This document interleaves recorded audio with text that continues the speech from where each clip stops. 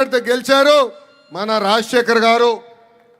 ఈరోజు నేను గర్వంగా చెప్తున్నా, కౌన్సిల్లో పులిల్లాగా మన ఎమ్మెల్సీలు పనిచేస్తున్నారు. ఇంకొక ఇద్దరు నాయకులు ఈరోజు కౌన్సిల్కి రాబోతాం. నిజంగానే చాలా చాలా ఆనందంగా ఉంది.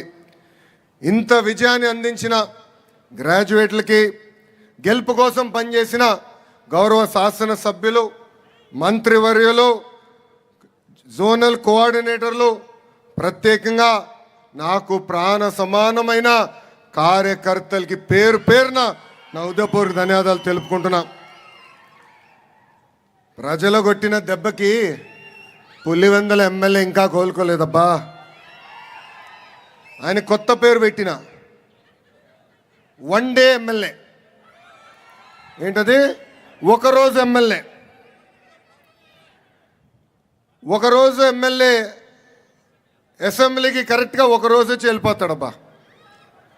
ప్రజలు ఆయనకి ప్రతిపక్ష హోదా ఇవ్వలేదని తెలిసినా అసెంబ్లీకి వచ్చి ఒక్కరోజు నాకు ప్రతిపక్ష హోదా ఇవ్వండి అని చెప్పి వెళ్ళిపోతాడు.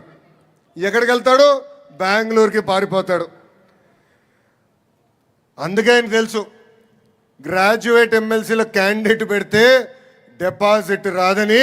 అందుకే క్యాండిడేట్ పెట్టే దమ్ము ధైర్యం లేకుండా ఈరోజు ఆ పార్టీ వెనక్కి వెళ్ళిపోయింది.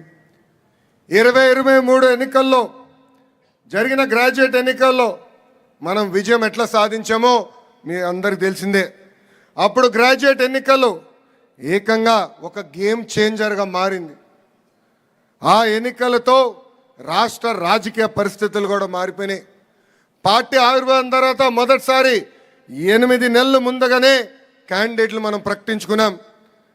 ఒక వెస్ట్ రాయలసీమ గ్రాడ్యుయేట్ ఎమ్మెల్సీగా రామ్ గోపాల్ రెడ్డి గారు ఏమి, ఈస్ట్ రాయలసీమ గ్రాడ్యుయేట్ ఎమ్మెల్సీగా ఒక కంచర్ల శ్రీకాంత్ గారు ఏమి, ఉత్తరాంధ్ర గ్రాడ్యుయేట్ ఎమ్మెల్సీగా చిరంజీవి గారేమి ఆ రోజు ఒక ఘన విజయం సాధించారు. ఆ ఎన్నికల దెబ్బకే వైకాపా దిమ్మ ఆనాడే తిరిగింది. ఆ రోజు నుంచే సీన్ రివర్స్ అయింది. కట్ చేసి ముందుకు చూస్తే 164 సీట్లతో ప్రజాప్రభుత్వం ఆంధ్ర రాష్ట్రంలో ఏర్పడింది. ఒక పక్కన మోడీ గారి మేనియా, ఇంకో పక్కన బాబు గారు బ్రాండు, ఇంకో పక్కన నాకు అన్న సమానమైన పవన్ అన్న పవర్ దెబ్బకి వైకాపా దిమ్మ తిరిగింది, దుకాణం బంద్ అయింది. అసలు దేశానికి సంక్షేమం పరిచయం చేసిన వ్యక్తి అన్న ఎన్టీఆర్. వైకాపా ప్రభుత్వంలో 5 ఏళ్ళు చేయని సంక్షేమం మన ప్రభుత్వ అధికారంలోకి వచ్చిన మొదటి 9 నెలల్లో చేసి చూపించాం. మొదటిది పెన్షన్. ఇక్కడున్న కార్యకర్తలు అందరూ ఆలోచించాలి. 2014లో చాలని 200 రూపాయల పెన్షన్ని ఒకే సంతకంతో 5 రెట్లు పెంచి 1000 రూపాయలు చేసిన ఘనత మన నాయకుడు చంద్రబాబు నాయుడు గారి.